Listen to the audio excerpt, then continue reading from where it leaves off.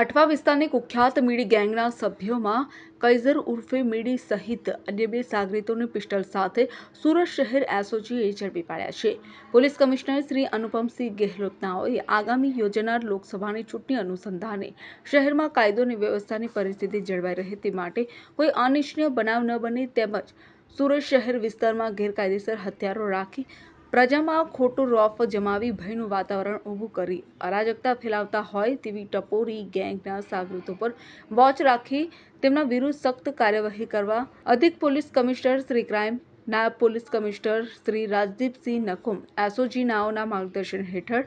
એસઓજીના PI AP Chaudhary નાઓની સૂચના મુજબ એસઓજી દ્વારા કેટલીક કામગીરી કરવામાં આવેલ છે, જે અંતર્ગત એસઓજીના પીએસઆઈ એપી જેબલિયા તથા પીએસઆઈ આર.એમ. સોલંકી ટીમના માણસો સુરત શહેર વિસ્તારમાં પેટ્રોલિંગમાં હતા. તે દરમિયાન એએસઆઈ ઇમ્તિયાઝ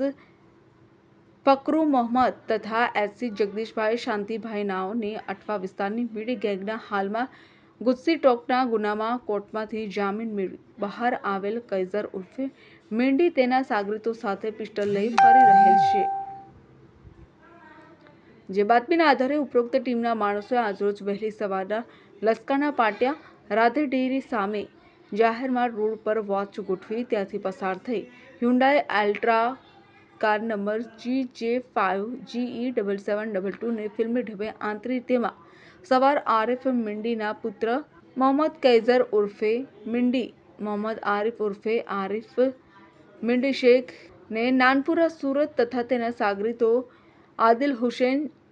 જાકીર હુસેન શેખ ઉંમર વર્ષ 29 ને ખંડેરાવપુરા નવાબી મસ્જિદના ટ્રસ્ટના મકાનમાં, નાનાપુરા સુરત નદીમ હુસેન ઉર્ફે મંજરાત જાકીર હુસેન ઉંમર વર્ષ 28 રહેઠાણ ખંડેરાવપુરા નવાબી મસ્જિદના ટ્રસ્ટના મકાનમાં નાનપુરા સુરતવાળાને પકડી પાડી તેઓ પાસેથી ગેરકાયદેસર રીતે પિસ્ટલ નંબર 1 જેની કિંમત ₹50,000 તથા મોબાઈલ ફોન તથા 4 વ્હીલર કાર સહિત કુલ ₹7,30,000ની મત્તાનો મુદ્દામાલ કબજે કરેલ છે, જેમાં મજકૂર આરોપી વિરુદ્ધ સરથાણા પોલીસ સ્ટેશનમાં આર્મ્સ એક્ટ મુજબનો ગુનો દાખલ કરવામાં આવેલ છે. સમાચારોના સતત અપડેટ મેળવવા માટે અમારી ચેનલને સબસ્ક્રાઇબ કરો અને જોડાયેલા રહો ફેસબુક, ઇન્સ્ટાગ્રામ અને ટ્વિટર પર.